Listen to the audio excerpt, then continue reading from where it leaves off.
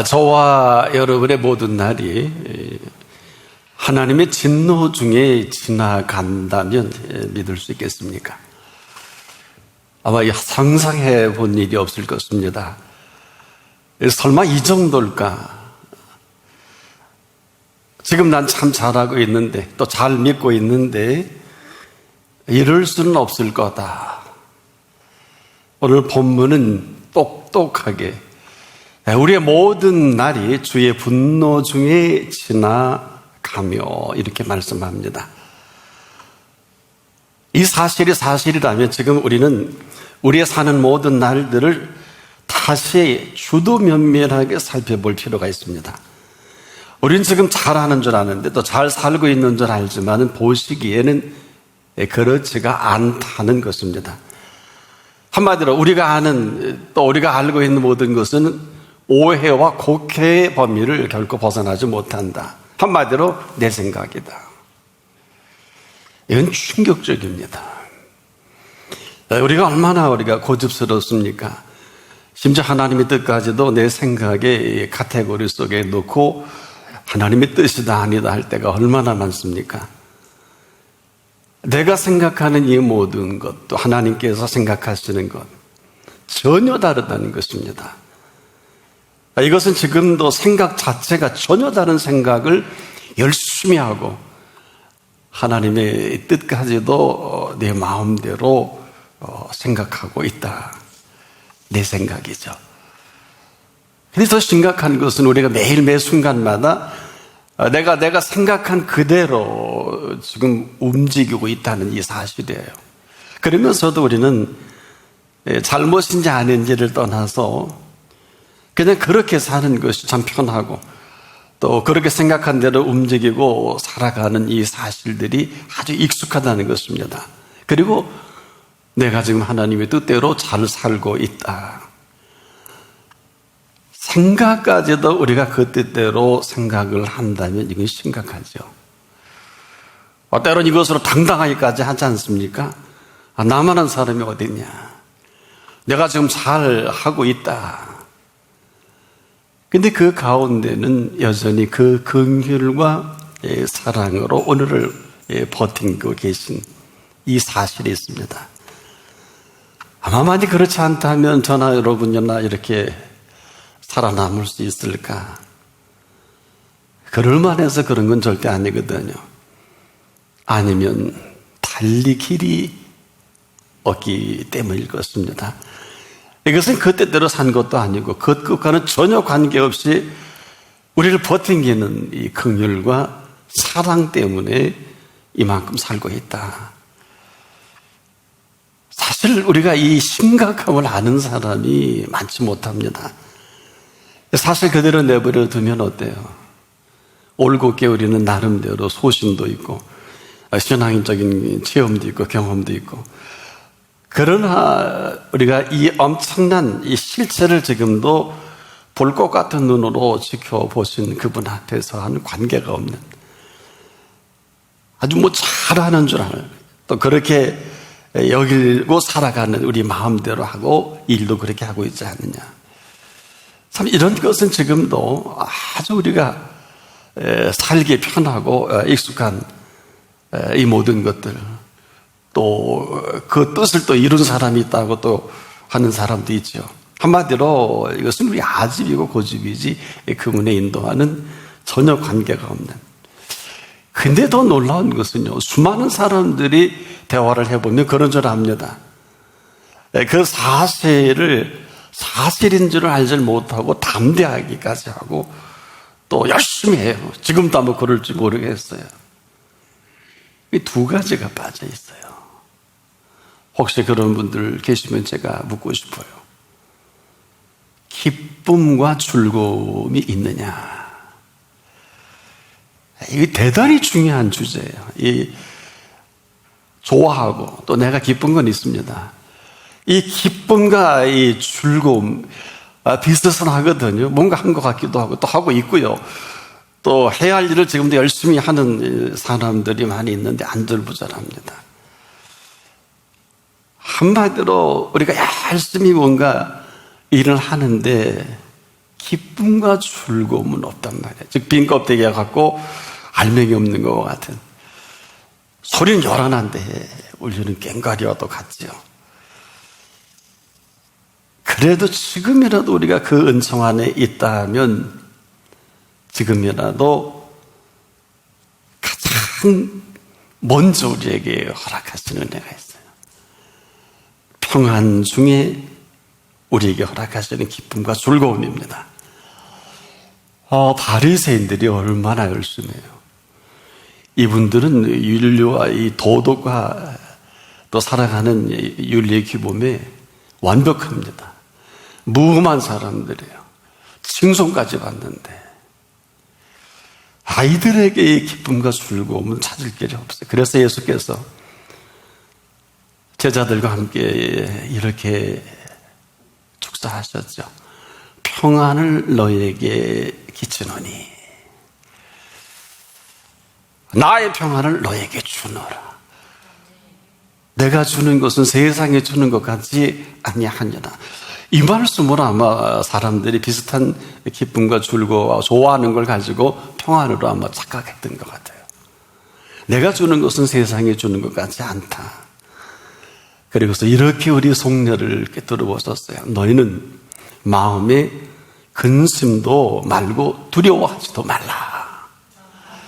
기껏 우리가 알고 정리된 것이 근심과 두려움으로 똘똘 뭉쳐진 어떨까요? 평안이 왜 이렇게 소중합니까? 평안이 오면 우리 마음속에 있는 이 근심과 두려움은 그냥 밀려 나올 수밖에 없어요.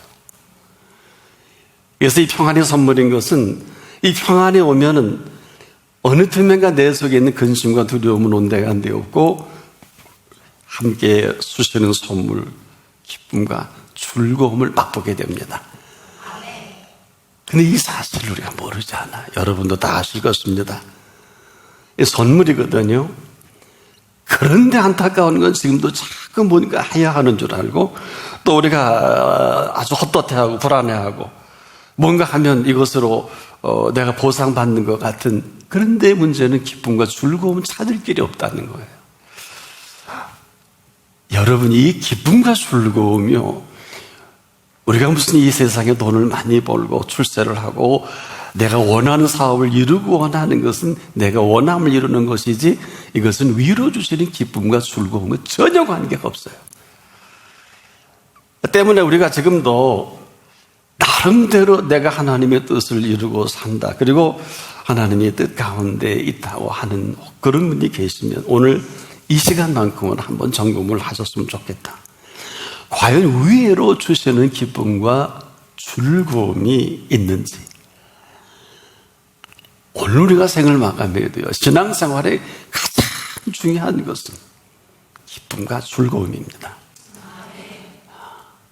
팔복을 말씀하실 때도 심령이 가난한 자는 복이 있나니 천국이 저희 것임이라는 그 실체가 뭘까요? 그 실체는 위로 우리에게 입혀주시는 기쁨과 즐거움입니다. 이렇게 사는 것도, 내가 알고 이렇게 살지 못하는 것도 우리가 모르지 않아요. 이런 거예요. 여러분, 율법과 은혜가 다른 점은 율법은 다 맞는데 기쁨과 즐거움은 없어요. 은혜는 한량없이 부족합니다. 그런데 기쁨과 즐거움으로 삽니다. 어차피 은혜는 저와 여러분의 공로는 없거든요. 그래서 은혜라는 건 오직 그분의 공로를 말합니다. 율법은 철저한 죄의 지적이라면 은혜는 죄의 사함입니다.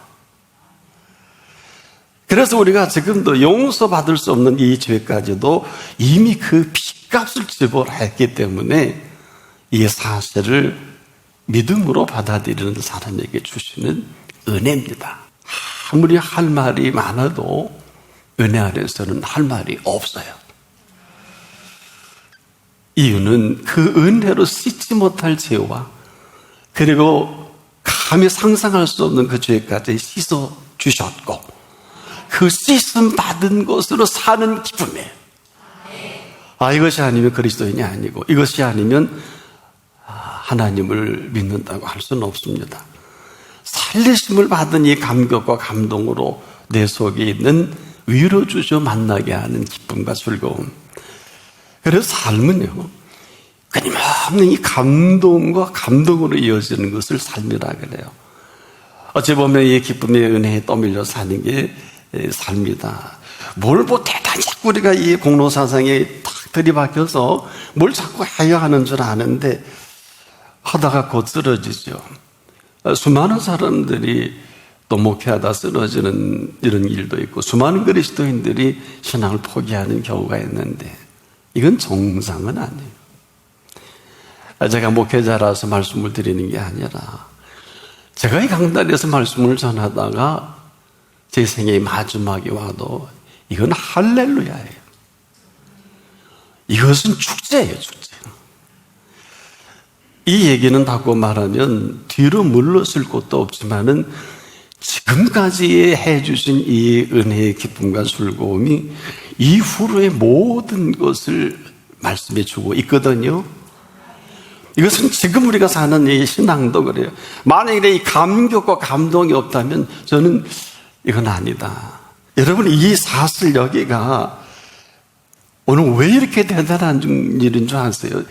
해 아래 어느 법으로도 씻을 수 없는 우리의 죄를 유일하게 씻어주시는 이 자리입니다. 여러분, 이 예배만큼 역동적이고 다이나믹한 게 있을까요? 이 다이나믹이라는 것은 폭발적인데 여러분의 생애가 그 살아계신 하나님의 그 성령으로 오늘 이후로 맛보지 못했던 그 삶을 폭발적으로 이뤄간다는 것이거든요. 뭐 아니면 아니고요. 난 그렇게 살고 싶다. 우리가 한번 정리해 보자고요. 꼭 죽었어야 할 사람인데 여기서 살려주셨어요. 길이 없어 사업도 개인적으로 암담했는데 여기서 길 내어주셨어요. 다 죽는다고 했어요. 다 끝난다고 했는데 여기서 살리심을 받는 이 자리예요. 저는 지금도 기억이 생생해요. 생애 처음으로 어느 분 인도로 요매한 앞자리에 앉아있는 가난 말기 계시는 분이 있었습니다.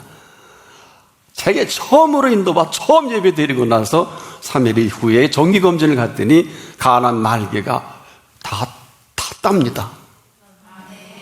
여러분, 이것처럼 다이나믹한 게 어디 있어요? 여기에 무슨 말을 이러면 다 된 거 아니에요? 바로 예배가 그런 자리입니다. 우리에게 이러한 더는 바랄 게 없는 이러한 세계를 맛보게 한 이 자리예요. 이 사람 다시 사는 세상이 아니라 다시 살리심을 받고 보니 살려주신 분의 세상이 이제 보여지기 시작한 거예요. 아이러니하게도 여러분, 지금까지는 내가 보는 세계, 내가 아는 게 전부였는데 살려주실 때요, 살려주시는 줄만 알았더니 이 살려주신 분의 세계로 눈을 열어보게 하고 귀가 열려 듣게 하신 겁니다. 참, 이것이 이러한 어마어마한 감격과 감동보다 더 다이나믹한 게 어디 있어요? 그래서 우리가 지금 우리가 이 사실을 몰라서 이렇게 이 세상의 흐름 속에 떠밀려 살아가는 것이지, 분명한 사실은 이 세상에 떠밀려 가는 것 같아도 절대 그렇지 않아요. 그리스도인이 맞다면 오늘 우리는 은혜에 떠밀려 살아가고 있어요. 은혜에 떠밀려 가는 사람은 사망의 음침한 골짜기를 다닐지라도 해받음을 두려워하지 않습니다. 천인이 내 곁에서 만인이 내 우편에서 넘어지고 자빠지나 재앙에 가까이 못합니다. 이건 성경 말씀이에요. 제 얘기가 아닙니다. 사람이 살고 죽는 게 그렇게 쉬운 일이 아닙니다. 근데 문제는 이 사실을 잊으면 무리를 걷다가도 빠져 죽을 수가 있어요. 베드로가 경험한 겁니다. 저는 이 사실 때문에 오늘도 긴장하고 또 긴장하는 건, 여러분, 무리를 걸을 때는 언제고 빠져 죽을 때는 언제일까요? 아주 간만의 시간. 오늘 이 시간에 어마어마한 은총과 은혜가 임했다 할지라도 그 은혜와 은총 위에 또 밀려 살아가도 한순간에 그대로 물에 빠지는, 우리가 이것을 당혹스러워할 것입니다. 때문에 오늘도 이 시간은 그 주신 감동과 은혜가 분명하면 그 감동과 은혜로 떠밀려 살아가십시오. 우리 흔히 그러죠. 되는 일이 없어. 저는 그거 다 인정해요. 여러분, 그분의 손길이 떠나서 될 노릇이 있을까요? 불가능해요. 여러분, 우리가 지금도 영원히 씻을 수 없는 그 죄를 씻음 받은 우리에게 씻어줘서 우리 알아서 살아라 아니에요. 우리가 죽을 병에서 살아나서 대충 살아라, 그거 아니에요. 무엇을 먹을까 마실까 입을까 염려하지 마라. 이 모든 것이 너에게 있어야 할 줄을 아시느니라. 혹시 그분 그 결판 본 분 계시나요? 이건 결판 볼 일이에요. 이것은 이 감동이 없으면 예수님은 잘못된 분이에요. 그렇지 않습니까? 그래서 지금도 우리가 이 시간 이전은 그렇게 살았다 할지라도 이 시간 이후에 살아갈 삶의 근거가 뭐냐고 묻고 싶어요. 여러분, 삶의 감동이 왜 이렇게 중요합니까?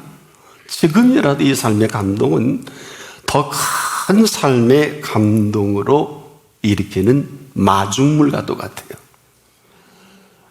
우리가 이 농촌에 가면 펌프로 물을 끌어올리죠.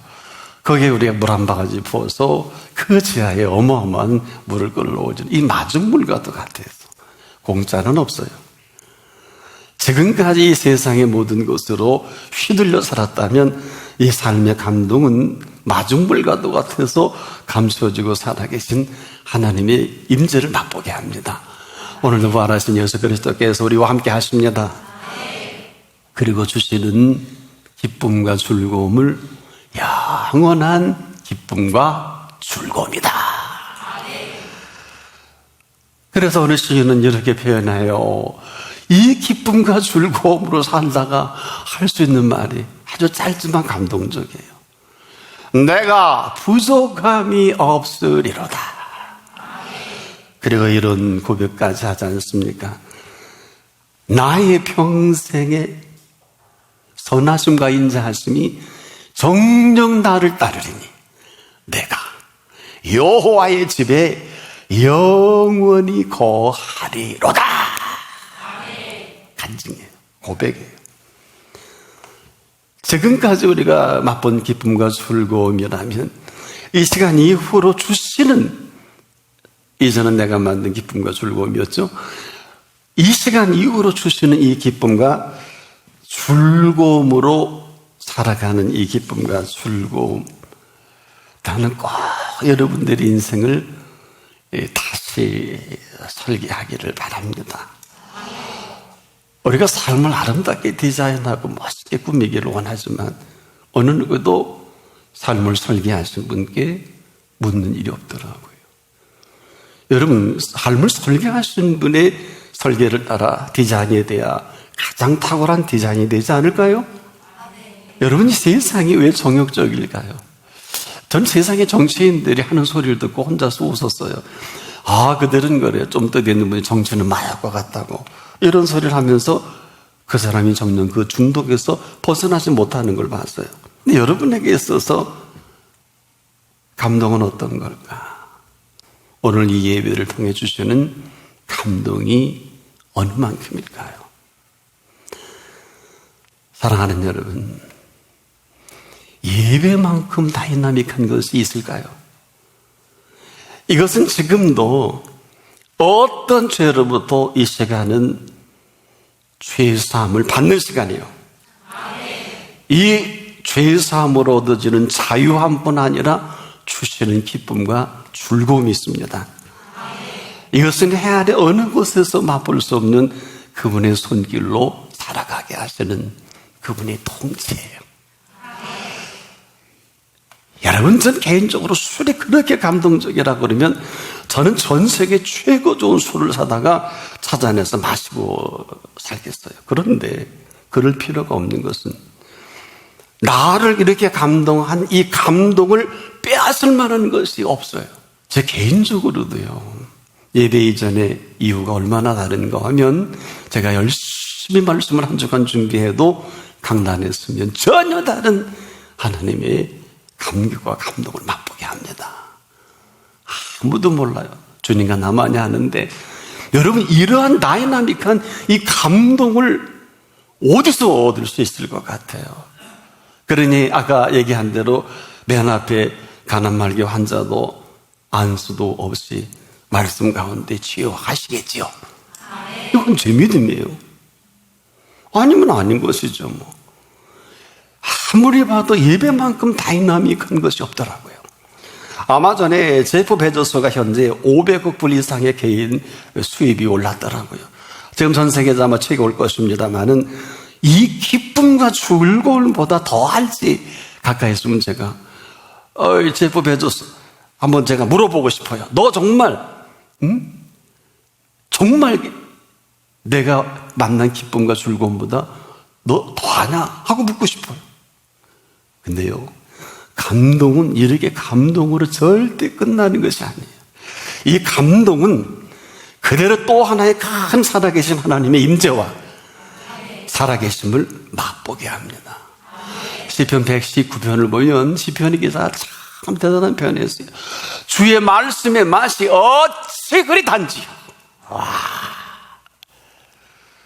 저는 맞다. 말씀의 맛이 어느 정도일까요?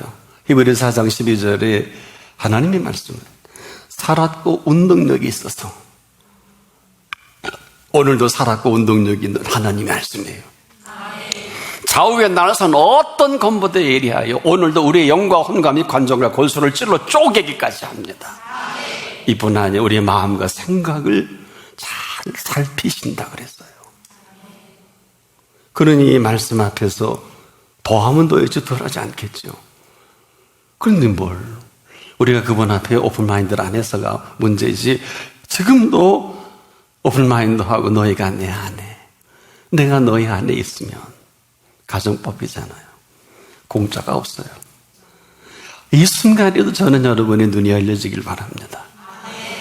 그분을 보셔야 되겠어요. 귀가 열려지길 바랍니다. 근데 지금 제가 보여드릴게요. 그분의 살아계심을 보여드릴게요. 이 강단에 아름다운 꽃꽂이가 있습니다. 이 생화합니다. 저는 좋아하는 절대 못하게 합니다. 안 해도 되니까. 강단에 꽃꽂이 하라는 법은 없어요. 안 하는 교회도 많아요. 뭐 그래도 뭐 문제는 없어요. 그런데 이 강단에 이 생화의 꽃꽂이가 되었는데 누구나 이 꽃꽂이는 할 수가 있어요.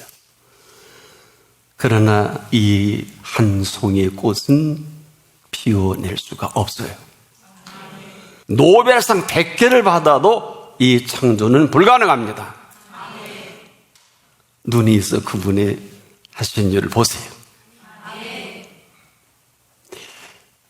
귀가 있는 사람, 지금도 그 음성을 이렇게 들려주신다고요. 내일 아궁이에 던져오는 들불도 하나님께서 이렇게 입히시거든.